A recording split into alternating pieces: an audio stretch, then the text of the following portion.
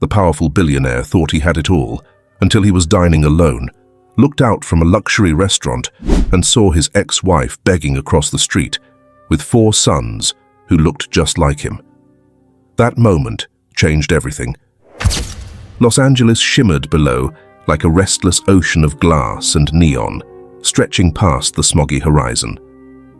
From the 65th floor of the Stanton Towers rooftop restaurant, the world looked clean, orderly, even beautiful. Inside, the space was dim and warm, designed for power brokers to whisper across white tablecloths. William Powell sat near the window, alone. He wasn't eating. Not really. His steak had cooled, and his fork hadn't moved in 10 minutes.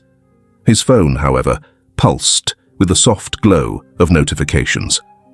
One Bluetooth earbud buzzed with Wallace's voice, calm, polished, businesslike. They're expecting confirmation by tomorrow morning. The Singapore deal closes in 48 hours. William sipped his scotch, his gaze fixed somewhere in the distance. I heard you, he said. You need to respond, Will. The board. I'll get to it tomorrow. A beat, then Wallace's voice, lower now. Is something going on? I'm just... William exhaled, tired of saying yes to things I don't care about. He ended the call before his brother could answer. The clink of silverware and murmured conversation filled the space around him, but William barely noticed. Couples dined across the room, smiling over candlelight. A young family, husband, wife, 2 small children, was seated a few tables over. The kids giggled as they tried to fold their napkins into origami. William looked away. The second glass of scotch on his table sat untouched. He wasn't waiting for anyone, but he couldn't quite bring himself to ask the waiter to remove it. It reminded him too much of the last time he'd been here with Grace. He saw her clearly now, sitting across from him in that same booth, laughing at something he'd half said, twirling her wine glass between her fingers, her voice echoing in his mind. We want different things, William. You want an empire. I just want a life. He'd let her walk out, believed at the time that he was doing the right thing. She didn't understand what he was building. She didn't see how close he was to something great. 6 years later, surrounded by everything he thought he wanted, he realized how much of it felt empty. Margot approached, the longtime floor manager, elegant in black and silver. Mr. Powell, she said gently, can I bring you anything else? He shook his head. She hesitated. You know, she used to love this table, the way it faced the skyline. His eyes didn't move. Yeah, she did. Margot smiled, but it held a sadness. Some memories don't leave, even when people do. She walked away before he could say anything. William pushed back from the table and stood. He laid a few bills beside the untouched scotch and grabbed his coat. The elevator ride down was silent, cold in the way marble and chrome could be. As he passed through the lobby, the doorman gave a polite nod. William returned it with a blank look. Outside, the evening was brisk, the air tinged with exhaust and ocean wind. His driver, Paul, pulled the car up to the curb. William didn't climb in right away. Car's warm, sir, Paul said, opening the rear door. William didn't move. Something had caught his eye. 2 blocks down, just past a convenience store, a woman sat on the sidewalk, bundled in a too thin coat. 4 small figures were huddled around her, boys, close in age, pressed together beneath a frayed blanket. She shifted slightly, brushing her hair behind her ear. William took a step forward. Then, another. Stay here, he said to Paul. He crossed the street, moving slowly. His heart began to race. Inexplicably, there was something familiar about the woman's posture, the angle of her head. She looked up. His breath caught. Even in the dim, even with the dirt on her cheeks and her eyes ringed with exhaustion, he knew her. Grace, he said, voice barely above a whisper. She froze. Her body tensed. Her eyes widened, just for a moment, then narrowed sharply. One of the boys, slightly taller, maybe 6, stepped forward and stood between them. His chin lifted in a way that struck William straight in the chest. He remembered standing just like that in front of his own mother when he was a child, and the landlord came banging on the door. "Are you okay, Mummy?" the boy asked, his eyes never leaving William. Grace stood, slow and cautious, placing one hand gently on the boy's shoulder. Her gaze locked with William's. Neither of them spoke. The noise of the city faded, the glowing signs, the honking horns, the rhythm of downtown. None of it mattered. William's world had narrowed to this one stretch of sidewalk, to the woman he had let go and the 4 small boys standing silently at her side. His mouth opened, then closed again. She didn't speak, but she didn't look away either. The boys watched with wide eyes, the youngest gripping a piece of her coat like a lifeline. William took another step forward. The weight in his chest was unfamiliar, heavy, alive. "Grace," he said again, softer this time. Still, she said nothing, but her eyes stayed on him, and in them, William saw 5 years of silence unravel all at once. The sidewalk outside Union Station was wet from an earlier drizzle, reflecting street lamps like broken glass. The rumble of passing buses and the hiss of brakes blended into the background hum of the city. But around the woman and her 4 children, there was a stillness that didn't belong in downtown Los Angeles. William took one more cautious step forward. The boys hadn't moved. One, taller than the rest, maybe by an inch, remained planted in front of Grace like a small, steady shield. His dark eyes were locked onto William with something far too knowing for a child his age. "Are you okay, Mummy?" the boy repeated, his voice firmer now. Grace's hand tightened on his shoulder. "I'm fine, Henry." Her voice was calmer than William expected. No anger, no welcome, just cool air. The name hung in the air. Henry. William's throat dried. He glanced at the others. 3 more boys, all close in size, their faces flushed from cold or anxiety or both. He couldn't look at them too long. They were too much like him. He cleared his throat. "Grace, are they—" She cut him off. "Not here." The taller boy, Henry, shifted slightly, but his eyes didn't leave William's. The second boy, the smallest, tugged at Grace's coat. "Mummy," he whispered, "I'm hungry." Grace dropped her gaze. A passing woman with a latte paused just long enough to frown at the scene. She eyed William's coat, his shoes, his presence. "Figures," she muttered, then moved on. William barely registered it. He crouched slightly, trying not to spook the kids. "I just want to help." "You showing up like this," Grace said, her tone sharper now, "after 5 years, isn't help. It's a shock." He nodded, glancing again at the children. "Can we go somewhere? Just for a meal? Somewhere warm?" He looked to her. "Just dinner." Grace hesitated. Her eyes moved between the boys and William, measuring the moment. Before she could speak, another child, this one with a sharper gaze, slightly raised eyebrow, tilted his head at William. "You look like us," he said. William blinked. The boy's voice was clear, unfiltered. He hesitated. "I suppose I do."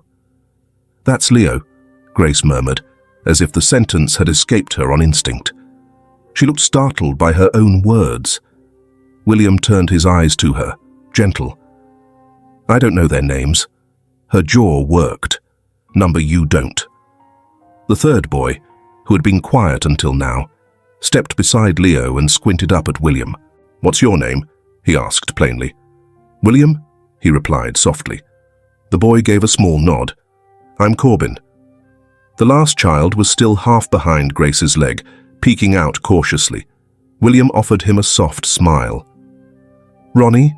Grace said quietly. Ronnie didn't speak. He just stared. William opened his mouth, but before he could continue, a voice called from across the sidewalk. "Hey, everything okay here?" A uniformed security guard approached, adjusting his belt. His eyes flicked from Grace on the ground to William in a luxury coat. "Sir, are you bothering them?" "No," William said quickly. "We know each other."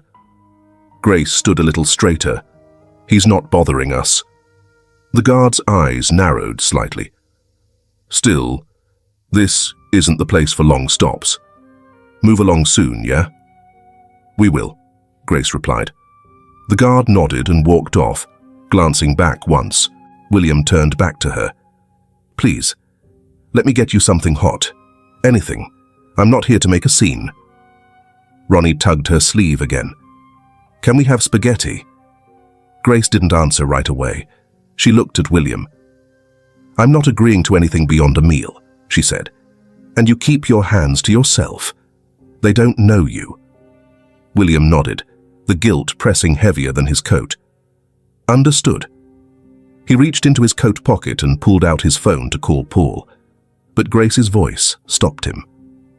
"Not the fancy place you usually go to," she said. "They won't let us in, and I'm not walking in there like this." He swallowed and tucked the phone back into his coat.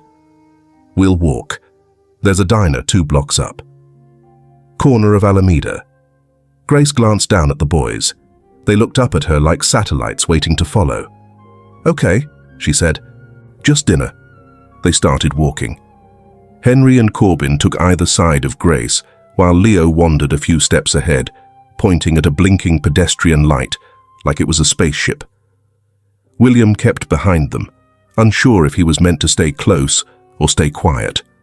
Halfway down the block, Ronnie trailed behind. William noticed. Instinct kicked in. He reached out gently, not touching, just close.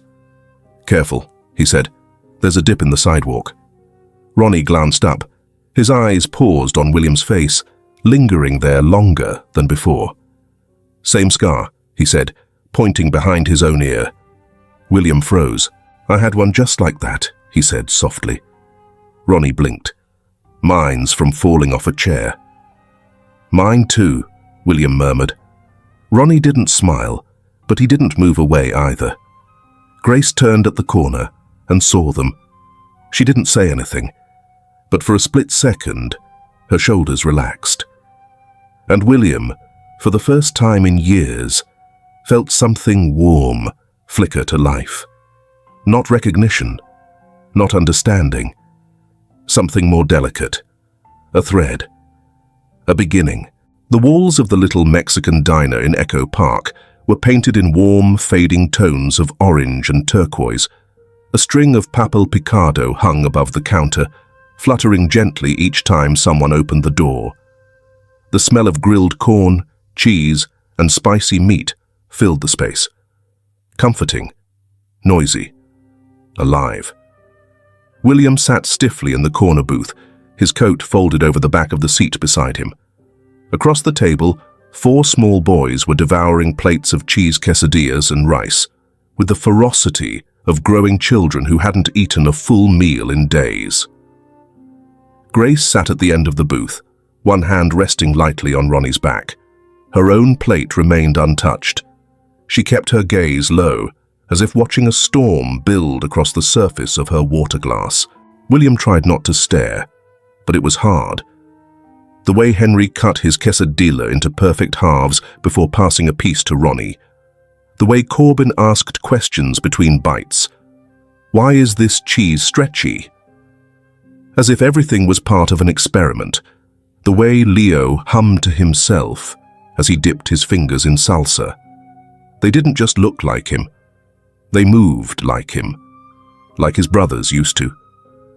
William looked down at the untouched menu in front of him and sighed quietly. "What do they usually eat?" he asked, more to break the silence than anything. Grace didn't look up.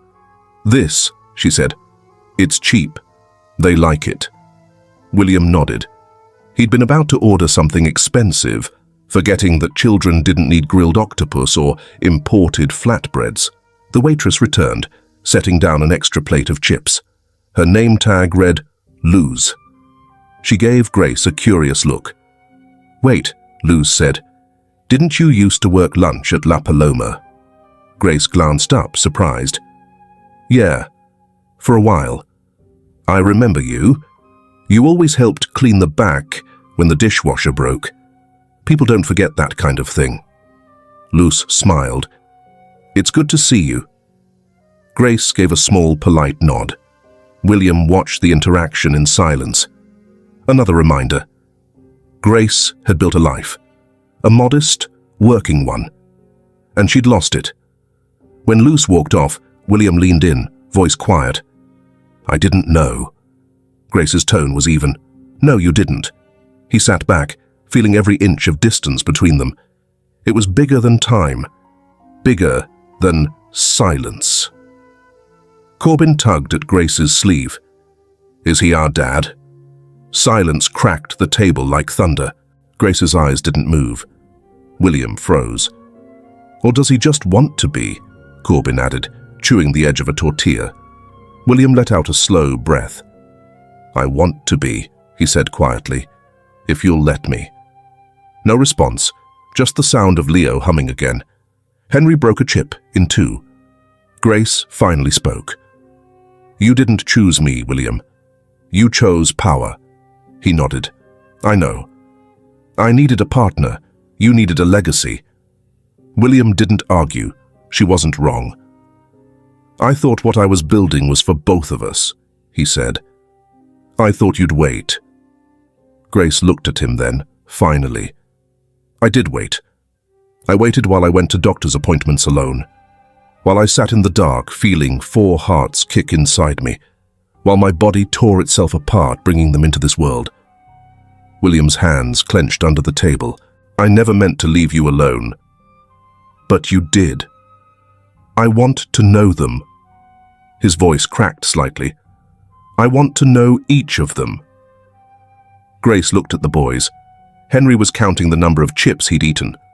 Corbin had started stacking beans on a fork, like a balancing act. Leo was talking to himself, making up a song about sour cream. Ronnie had rested his head against her shoulder, nearly asleep. She sighed, long and low. "Henry's the oldest, only by a few minutes. He thinks that makes him their bodyguard." William smiled faintly. "Corbin's the curious one. Asks questions until your brain hurts." Noted. "Leo's in his own world most of the time. He talks to birds. And himself." "That sounds familiar," William murmured. "And Ronnie." Her eyes softened. "He doesn't say much, but he watches everything." William's gaze drifted to Ronnie, now dozing lightly. He had a small scar just behind his ear. William touched the same spot on his own neck without thinking. "I fell off a chair once," he said, mostly to himself. "Kitchen stool," Grace added. "He was 3, stubborn as hell."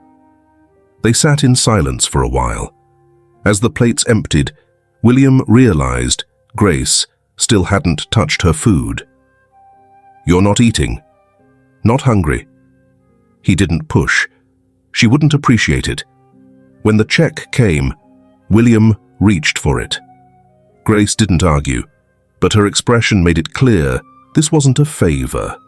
It was temporary. Outside, the air had cooled again. The boys huddled together, sleepy now. Leo was the only one still buzzing, pointing at the moon like it was brand new. They stopped near the curb. William hesitated. "I'd like to see them again." Grace didn't respond. "There's a park, Griffith, open, public. They have a new playground." She glanced at the boys, then back at him. "I don't know, William. I'm not asking for everything. Just a little more time." Silence again. Then, finally, a nod. "Midday. Nothing formal. We meet at the fountain." William exhaled, something easing in his chest. "That's more than enough." As Grace turned to gather the boys, Ronnie looked up sleepily. "Can we see the man again, Mommy?" She didn't answer. but she didn't say no. Before we dive in, tell us where you're tuning in from.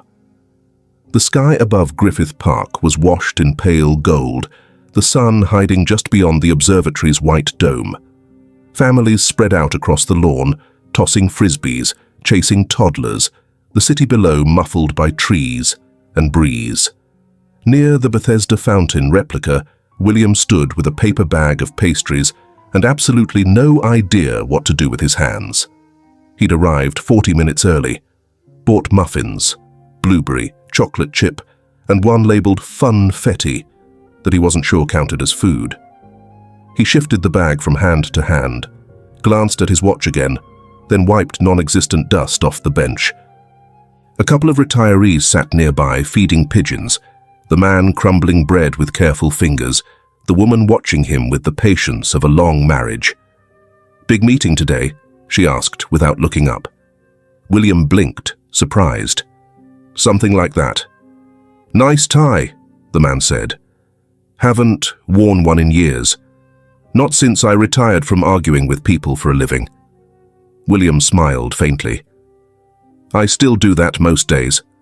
The woman tilted her head toward the path. "Well, whoever you're waiting for, don't fidget too much. It makes you look nervous." "I am nervous." They nodded, like they already knew. 10 minutes later, he spotted them. Grace was walking slowly, surrounded by the boys like satellites. Henry a half step ahead, Ronnie clinging to her left side, Leo skipping in unpredictable zigzags, and Corbin peppering her with questions she didn't seem to be answering. She was dressed a little differently than the other night. Still modest, but her coat was newer, her hair tied back.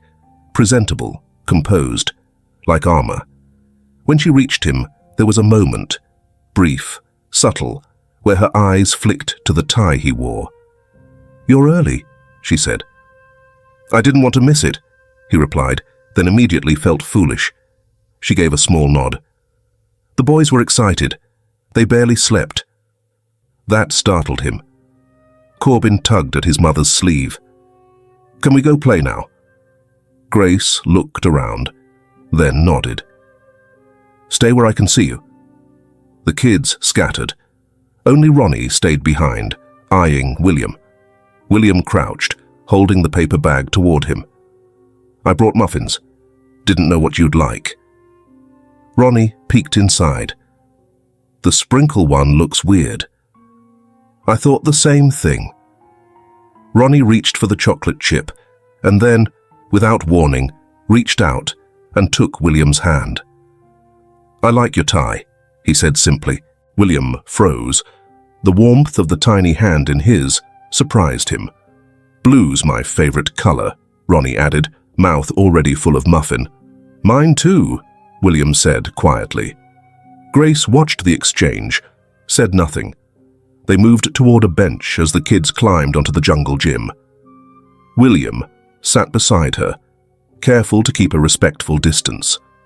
He looked at her profile, the calm way she followed each child with her eyes, tracking them like a mother who'd done it alone too long. "What happened, Grace?" he asked, voice low. She didn't look at him. "You were working. You had an apartment. What changed?" Grace's jaw shifted slightly. Her eyes didn't leave the children. "My parents died. Car accident. 3 years ago." William exhaled. "I'm sorry." They were helping with the boys, taking shifts. It wasn't ideal, but it worked. Then, after the funeral, everything collapsed. I couldn't afford full-time daycare, and I couldn't keep my job without it. She paused. Her voice tightened, so I lost both. He felt a pang in his chest, guilt, sharp and immediate. "Why didn't you call me?" She turned to him now, slowly.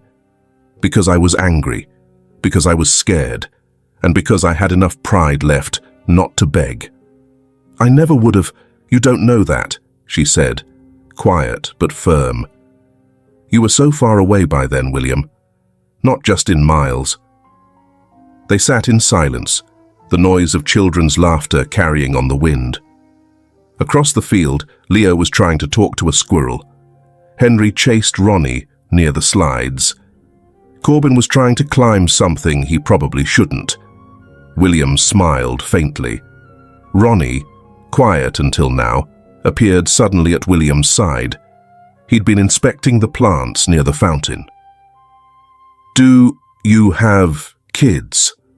he asked, plainly. William met Grace's eyes before answering.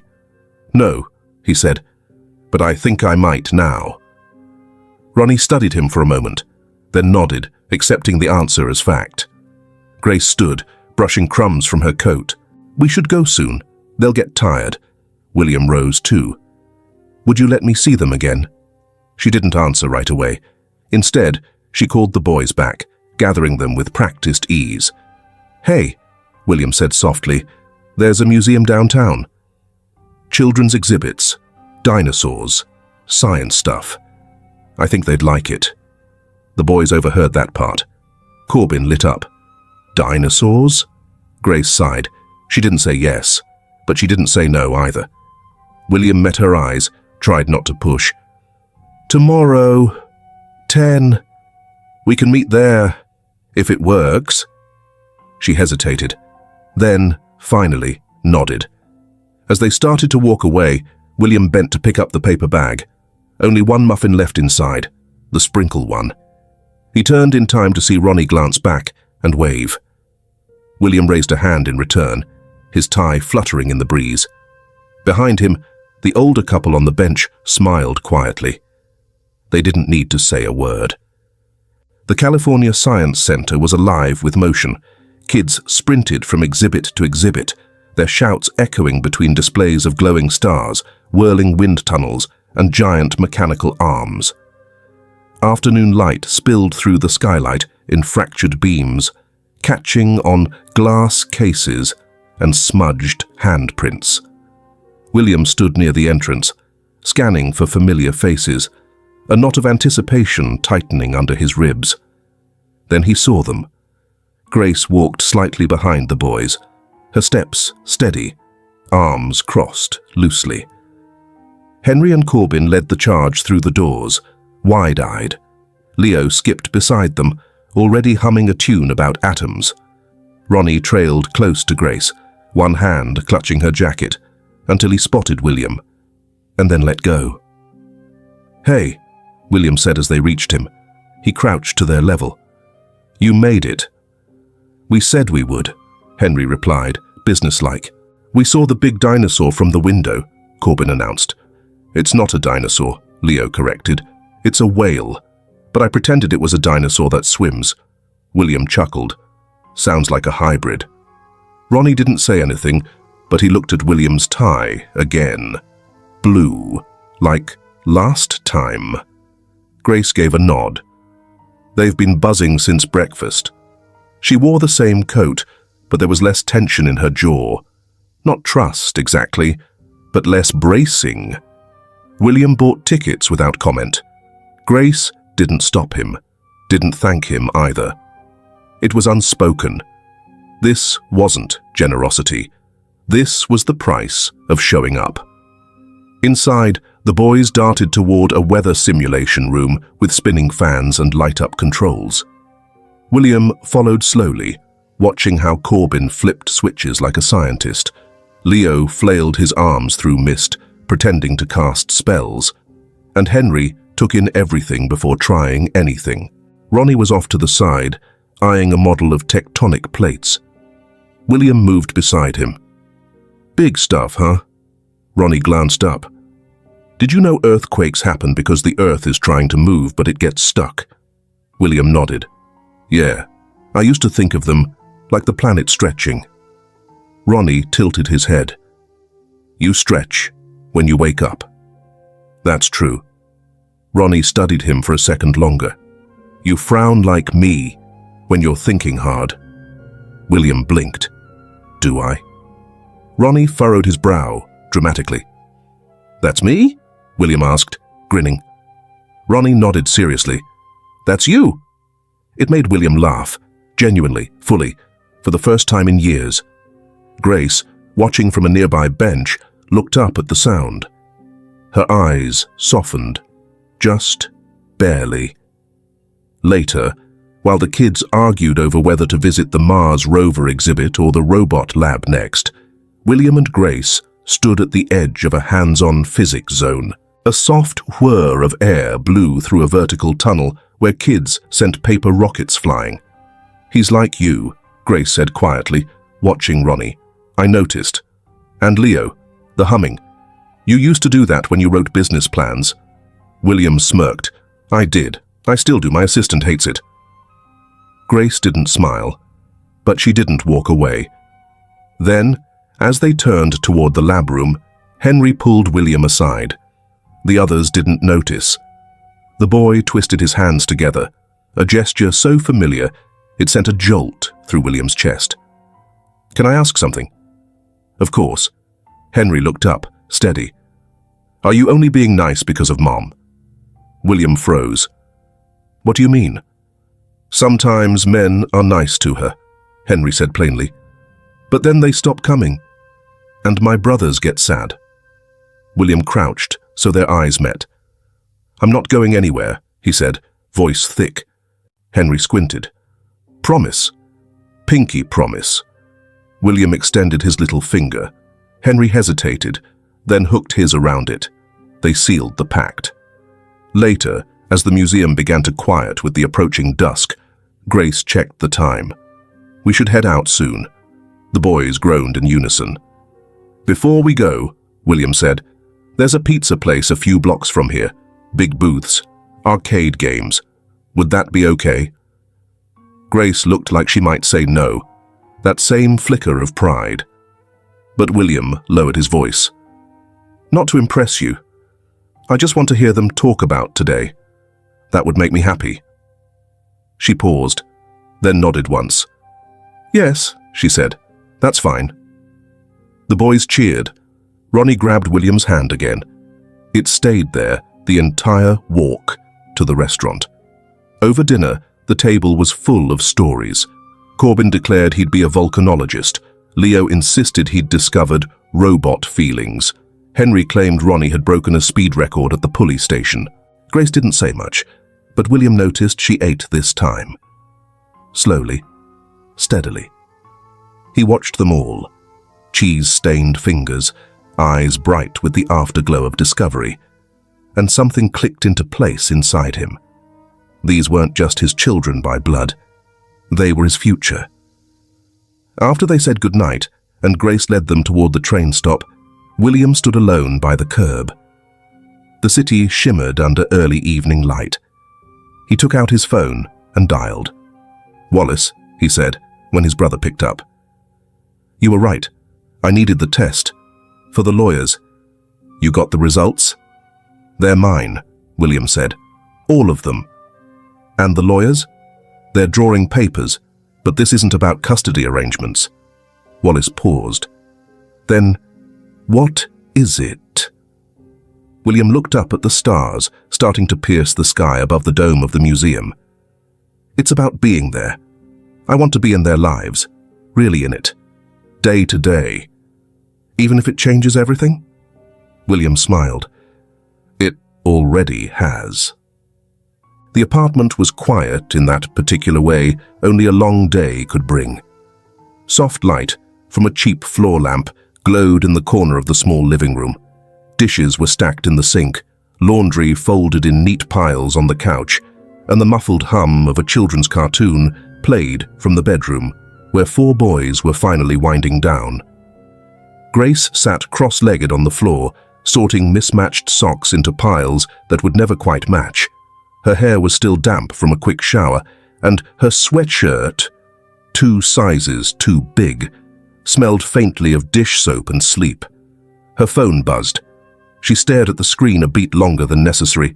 William Powell. She wiped her palms on her pants and picked up. "Hey," she said, quiet. "Hey," he echoed. His voice was softer than usual, lower somehow, like he didn't want to wake something. "Everything okay?" she asked. "Yeah, I just..." A pause. "I found something. For the kids. For you too. Grace tilted her head, curiosity flickering. There's a children's art museum in West LA. They let kids paint on the walls. There's a whole floor with installations they can crawl through. And a giant magnetic sculpture they can climb. She couldn't help it. Her lips curved slightly. That sounds like something Leo would try to eat. William laughed gently. Exactly. She hesitated, biting her lower lip. It's this weekend, he added. But I didn't want to just show up and ask. I thought, maybe we could go together, if you're okay with that. Grace didn't answer right away. She turned slightly to glance toward the bedroom. Ronnie had fallen asleep first, curled under a faded blanket with a superhero print. Henry had claimed the good pillow. Ronnie and Leo were whispering about something, their feet tangled under the same sheet. She looked back down. Yeah, she said softly. We'd like that. A beat of silence passed. I'll text you the details, William said, and I'll bring lunch. You just bring the artists. Grace smiled into the receiver. You know they're going to fight over who paints first. I'll referee. Careful, she warned. They don't listen to authority. Good, William replied. Neither do I. The sound of Leo's giggle carried from the bedroom, clear as a bell. William paused. Are they still awake? Mostly. They're whispering like I can't hear them. Tell them I said hi. Grace turned her head and called, Leo, Ronnie. William says hi. Leo's voice came back immediately. Does he mean the one with the big coat and muffins? William grinned. The very one. Grace's smile softened. From her end, the apartment felt less heavy tonight. Still small, still uncertain, but not quite as alone. Then her phone buzzed again, this time with a text. Wallace. Careful. Lawyers say custody must be formalized. No assumptions. No casual visits without clarification. She stared at the message for a long second, then quietly locked the screen. Something wrong?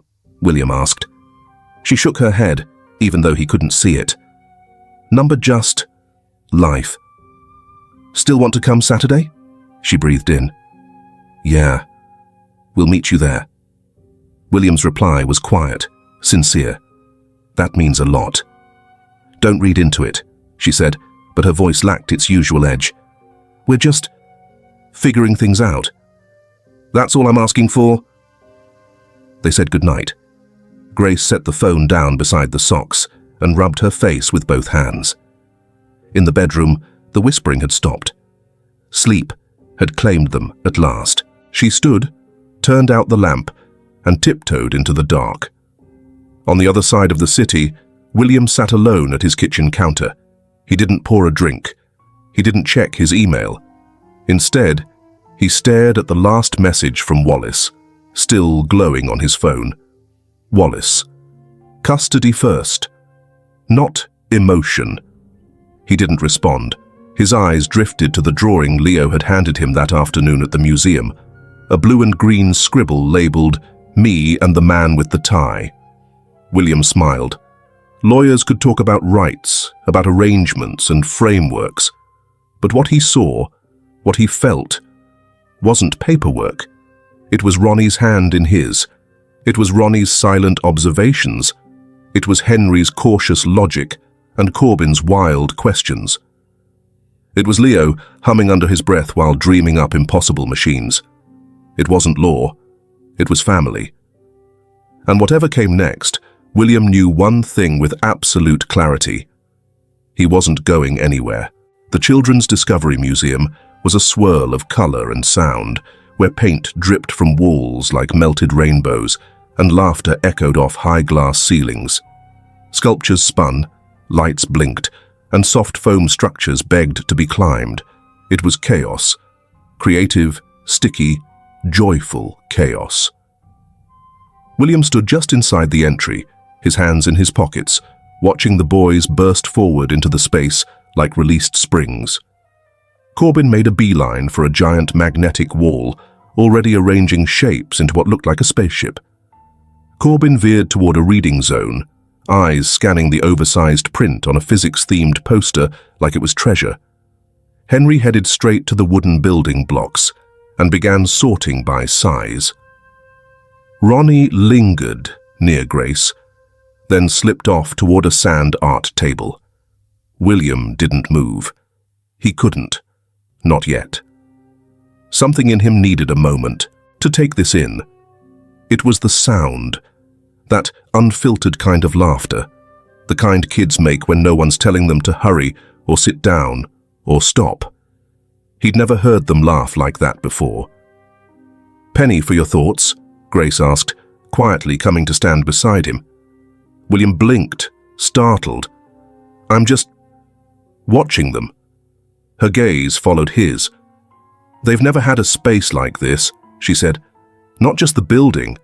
I mean, a space to be curious, to want things, to mess up. No one's ever paid attention long enough to ask what they like." He nodded slowly. "They should have had that." "They should have had you," she said gently. William's breath caught. He looked at her, but she wasn't watching him. She was watching the kids.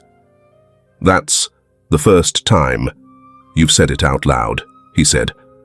Grace nodded once, still not turning. "I used to tell myself it didn't matter, that I'd rather they grow up with less than risk being pulled apart by lawyers or whatever version of you still lived in a glass tower.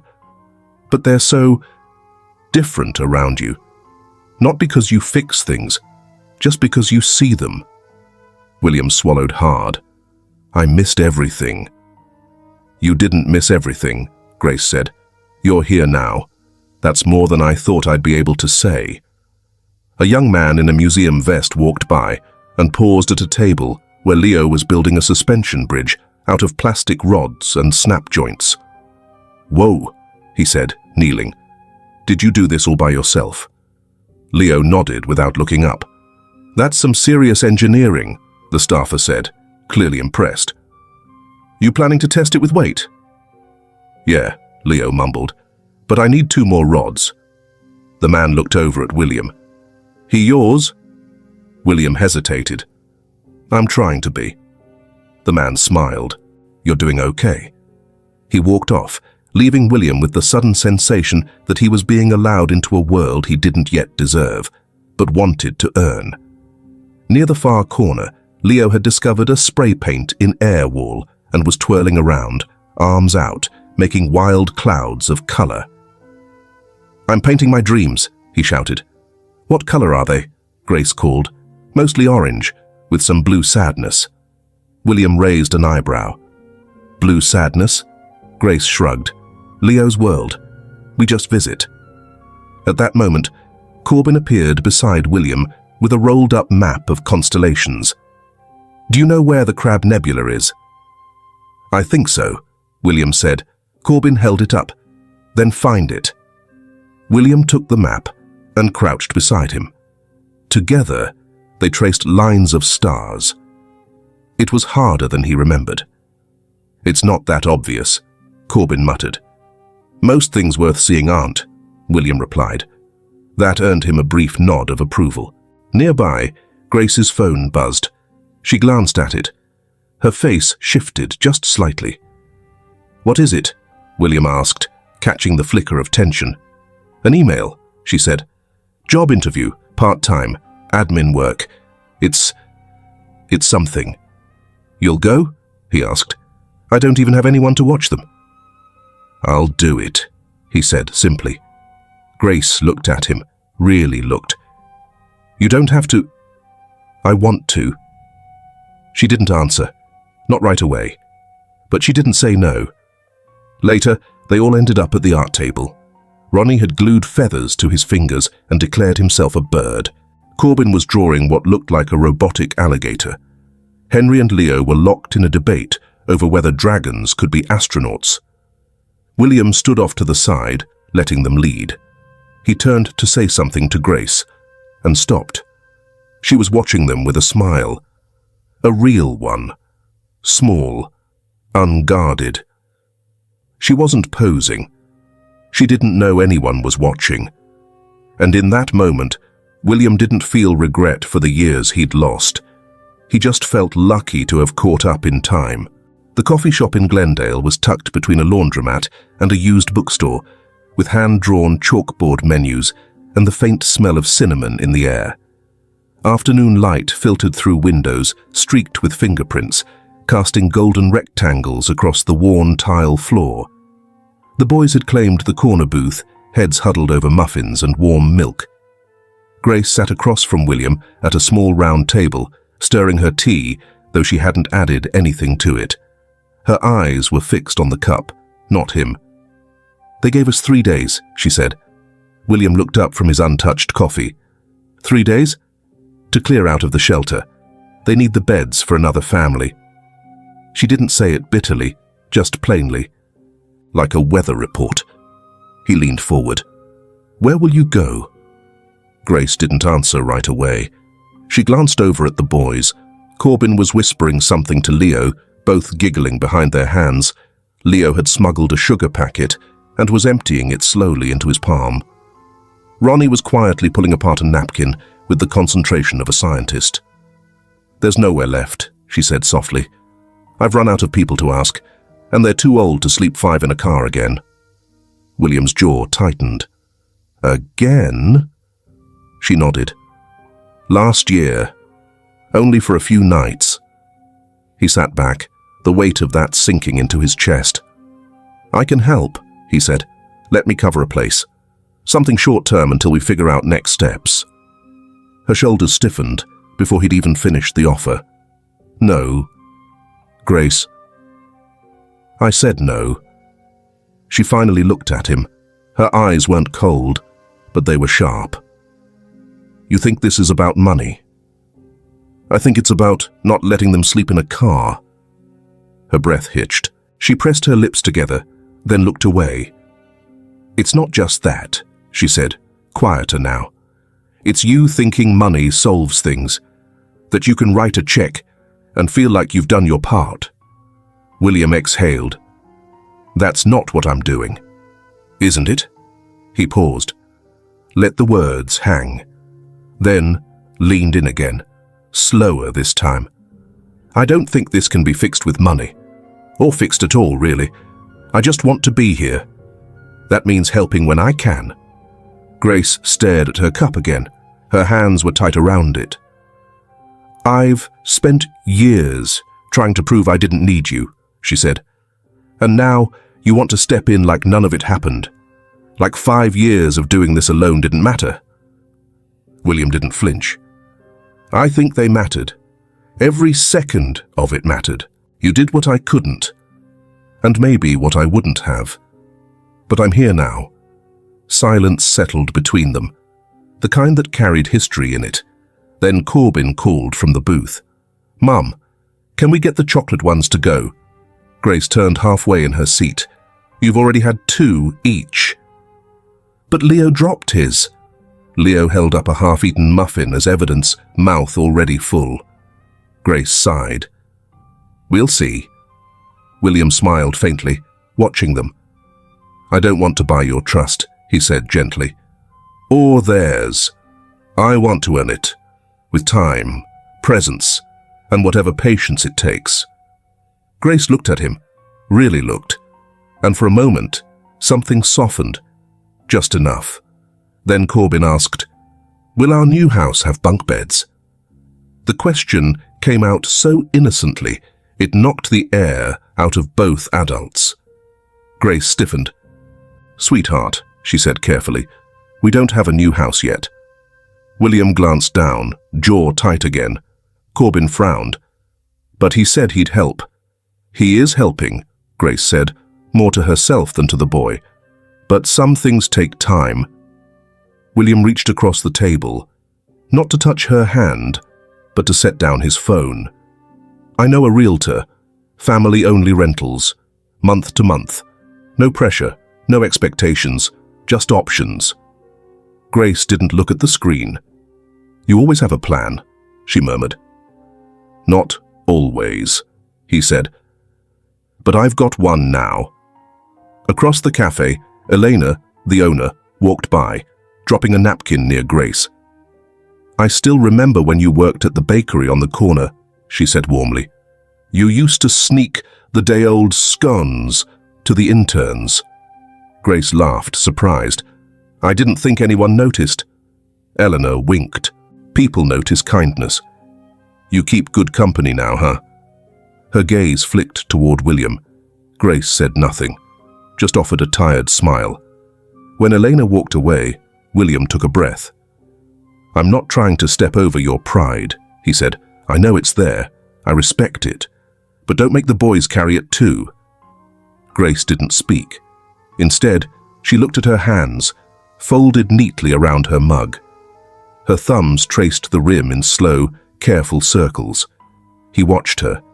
She didn't say yes, but she didn't say no. And when he gathered the boys to take them for a walk around the block, just to burn off some of the muffin energy, she stood up and let him lead the way. That was enough for now.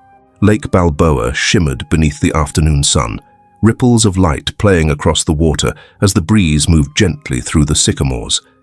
Families dotted the grass, blankets laid out like islands, kids chasing kites and ducks and dreams. From a short distance, their group could have been anyone. Just another messy, laughing cluster of a weekend picnic. William unfolded the last corner of the checkered blanket, while Corbin and Henry argued over who would win in a race across the grass. "Rock, paper, scissors for the first sandwich," Corbin declared, already digging into the picnic basket. "Not fair. You always pick scissors," Henry replied, but held out his hand anyway. Grace shook her head, smiling quietly as she handed Leo a juice box and crouched to adjust Ronnie's helmet.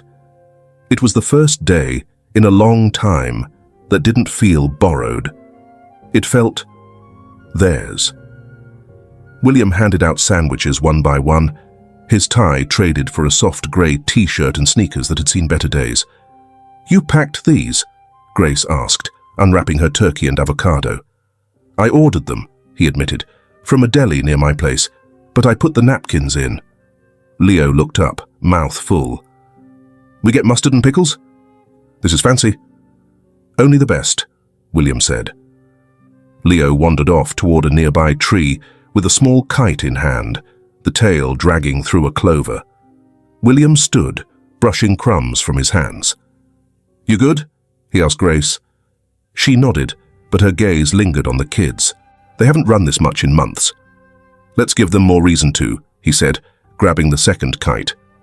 Soon, two colorful triangles were high in the air, one dancing erratically, the other gliding smooth and sure. "They're like them," William said, glancing skyward. "Yours has spirit. Mine's trying too hard to be perfect." Grace arched an eyebrow. "Sounds familiar." He laughed, but there was something softer under it.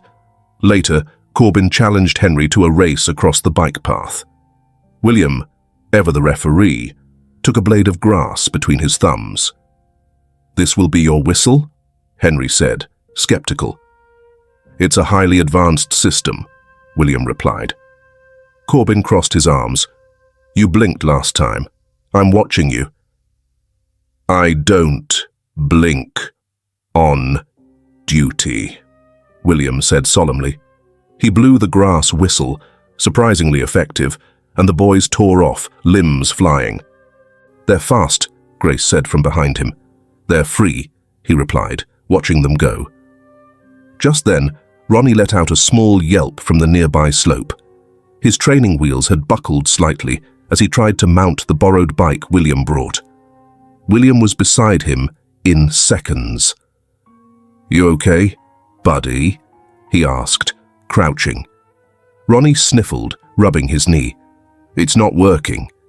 "Let's see what we've got here," William said, flipping the bike carefully and inspecting the loose bolt. Ronnie watched closely, fingers curling around his backpack strap. After a few quiet moments, William straightened. "All fixed." The boy nodded, eyes big. Then, without thinking, he whispered, "Thanks, Dad." Everything went still. Grace had been watching from the picnic blanket. She didn't move, just stared, and then, slowly, Like she was trying not to be seen. She turned away and swiped at her cheek. William looked down at Ronnie, who had already remounted and pedaled forward, calling for Leo to watch. He didn't say anything, but his hands shook slightly as he dusted them on his pants. He walked back toward the blanket, and Grace was already seated, facing the lake. "Did you hear him?" he asked quietly. She nodded, eyes on the water. "They don't hand that word out lightly." "I didn't ask for it." "I know." Silence sat between them, long but not heavy. "Do you remember the first time you called your dad that?" William asked, sitting beside her. She nodded again. "He came home from night shift with warm bread, sat on the floor and played cards with me until I couldn't keep my eyes open. I was 5, I was 12, William said. My dad had lost everything in a bad investment. We were living out of a motel. He found a kite at a yard sale and spent an afternoon pretending everything was okay." Grace looked at him. "And was it?"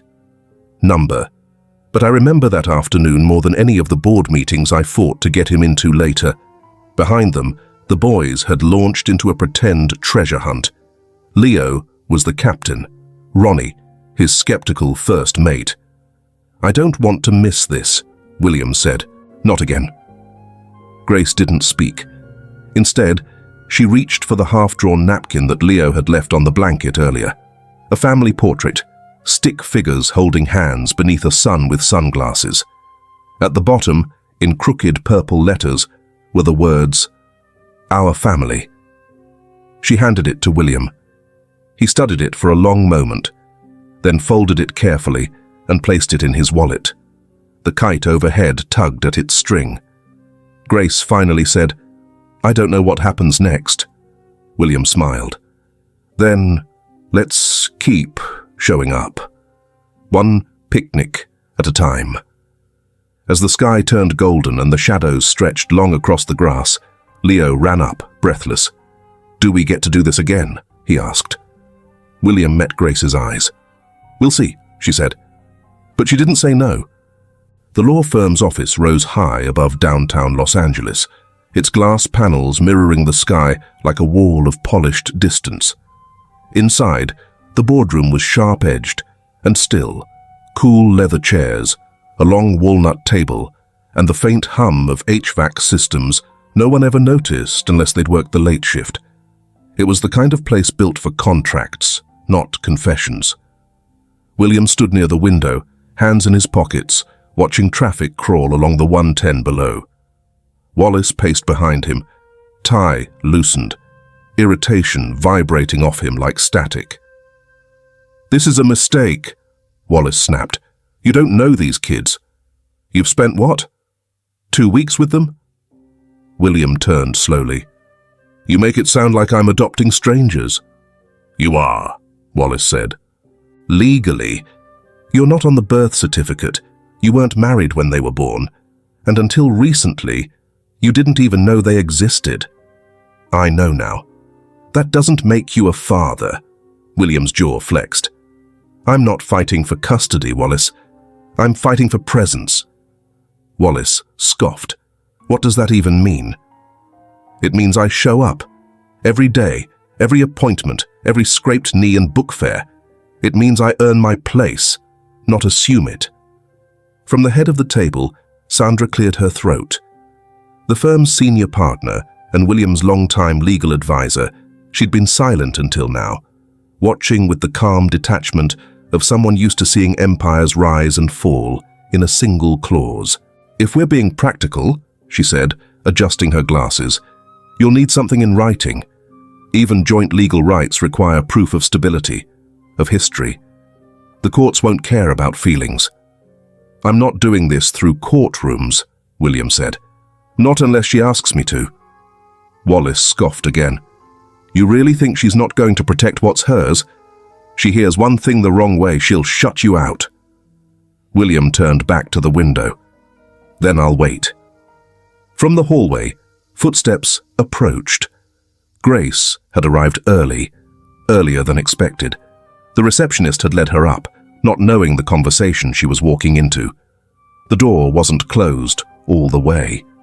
She paused just outside it, one hand still on the frame.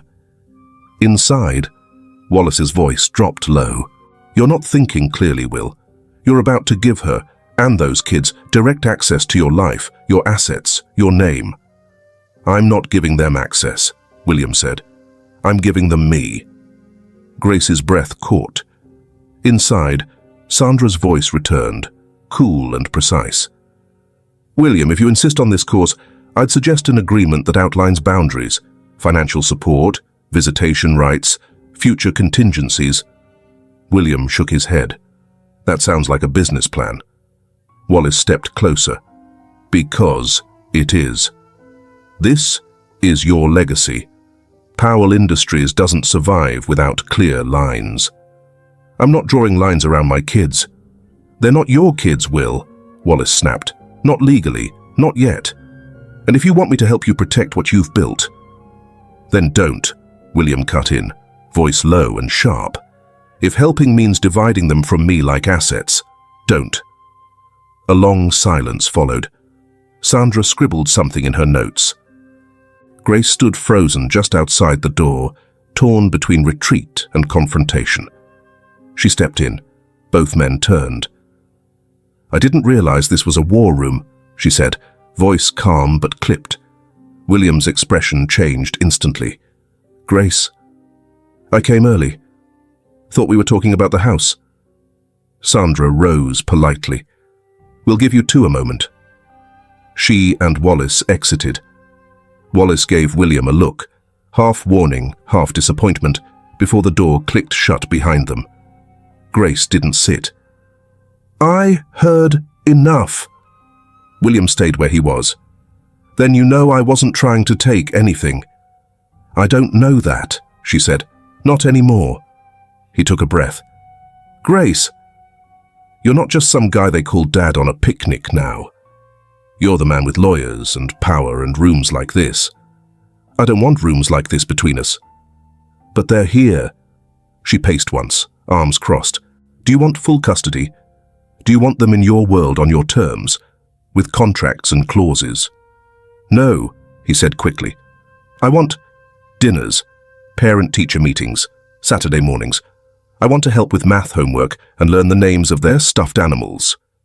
I want whatever you're willing to let me earn." Her voice dropped. "But what if the courts say otherwise?" "They won't," he said, "because I won't take it there. Not unless you do." She looked away, to the skyline beyond the window. "I fought so long to keep them mine." "I don't want to take them," William said, stepping closer. "I want to be invited." Silence fell again, heavier this time. Not angry, just tired. "I'm scared," she whispered. "So am I," he said. "But not of you, not of them. I'm scared of becoming another person they lose." He pulled something from his pocket, folded paper, worn at the creases. Leo's drawing, "Our family." "I keep this with me," he said, "because it's not a picture. It's a promise." Grace's eyes flickered down. Her fingers curled at her sides. "I'm not asking for full custody," William added. "No lawyers, no pressure. Just a calendar, a few squares a week with my name on them. Can we start there?" She didn't respond. He didn't push. After a moment, she turned toward the door. Halfway there, she paused. Then, softly, without looking back, she reached out and rested one hand on his shoulder. Just a second. Just enough. And then, she was gone. The morning light spilled through the wide kitchen windows of the Burbank house, painting the hardwood floor in long golden stripes. Outside, lemon trees rustled in the light spring breeze, and a neighbor's wind chimes offered a lazy melody to no one in particular. Inside, the kitchen buzzed with the kind of joyful chaos that only comes from a house that had been empty too long and was now finally full. Flour dusted the counter. A bowl of pancake batter sat lopsided, half-stirred, with two cracked eggshells precariously balanced on the rim. Leo had claimed artistic license over the shape of the pancakes, dinosaur silhouettes, and what he claimed were dream clouds. Ronnie had dropped the spatula twice. Leo had appointed himself official taste tester, a job that involved more syrup than anything else, and Ronnie, in his usual quiet way, had knocked over the milk jug while trying to pour it carefully into a glass for Grace. It hit the floor with a soft splatter, a white tide spreading fast. William moved without flinching. "It's okay," he said, already reaching for paper towels. "Accidents are part of cooking." Ronnie looked up, eyes wide, waiting for the inevitable scolding that never came. William smiled and handed him a towel. "Want to help me clean it up?" Ronnie nodded. Grace, from the doorway, watched the entire thing in silence, her arms crossed loosely over a soft cardigan. The sunlight framed her like something remembered, her hair slightly damp from an early shower, bare feet on the tile. The kind of woman who once dreamed of this kind of morning and had learned not to. She didn't say anything. Not yet. Leo darted past with a bowl of blueberries. "Are these for the pancakes or for my pocket?" "Let's say both," William replied, flipping a lopsided stegosaurus-shaped pancake onto a plate. Corbin appeared next, holding up a torn page from a coloring book. "Do pancakes count as art?" "Only if they're weird-looking," Leo said, sliding one that looked vaguely like Saturn onto the tray. The stove beeped. The coffee maker gurgled. The kitchen breathed. Grace finally stepped forward, resting her hand lightly on William's shoulder. He turned slightly, still holding the spatula. Her voice was soft. "Do you think... Can we start over?" William looked at her, long enough for her to start to look away, then stopped her with a smile. "From the beginning," he said, "but this time, together." She nodded. That was it. No grand speeches, no perfect promises, just the quiet agreement of two people ready to rebuild on softer ground. They sat at the table, crowded with syrup bottles, chipped mugs, and the kind of imperfect pancakes that made kids laugh. Ronnie brought his fork to William, asking him to cut it into puzzle pieces. Leo hummed through every bite. Corbin, in between chews, asked William about gravity. Grace answered, but William added more. They spoke over each other. They laughed. And when Ronnie accidentally dropped another blueberry onto William's lap and the others burst into giggles, William didn't flinch. "It's a blueberry battle," he declared, and suddenly the table was a battlefield of soft fruit and louder laughter. Later that afternoon, they created a formal co-parenting agreement with a lawyer Grace had chosen, someone who understood what it meant to build something careful, one that acknowledged their rights, responsibilities, and the space each needed to grow. William found a position at a creative firm for Grace. No strings, no charity, just a lead and a reference. The kids started school 2 blocks away. The house on Elm Street in Burbank began to feel less like a shelter and more like a home. William never stopped showing up. One weekend, as he pushed the boys on the swings at a playground near the house, Wallace appeared out of nowhere, wearing jeans and carrying a brown paper bag from Blue Bottle. He didn't speak for a moment, just watched the boys swing, watched William listen to Corbin explain aerodynamics mid-pump. Then quietly, "Corbin has your brain." William glanced up. "And Henry," Wallace added, "he's got that look Dad used to give before he told us to stop arguing." William smiled. "They could use an uncle, if you're willing." Wallace shrugged, but it wasn't casual. "I might be able to manage that." From that point on, he did more than manage. He brought over books on science and business. He let Leo draw stock charts in crayon. He taught Leo how to calculate pizza slices per person. On the boys' 6th birthday, the backyard was strung with paper lanterns and handmade banners. A blue and green cake with 4 tiny rocket ships sat at the center of the table. Grace carried out a tray of lemonade. William manned the grill. Ronnie was climbing the jungle gym. Ronnie stood at the window, watching his family gathered outside. He turned to his brothers, wide-eyed. "This is it." "What?" Leo asked. "Our wish," Ronnie whispered. It came true. And for once, no one needed to ask what he meant. They already knew. What did you think of this story? Did it move you the way it moved us, watching a man trade power for presence and rebuild love from the ground up? We'd love to hear what life lessons you took away from it, whether it's about family, forgiveness, or the quiet strength of simply showing up.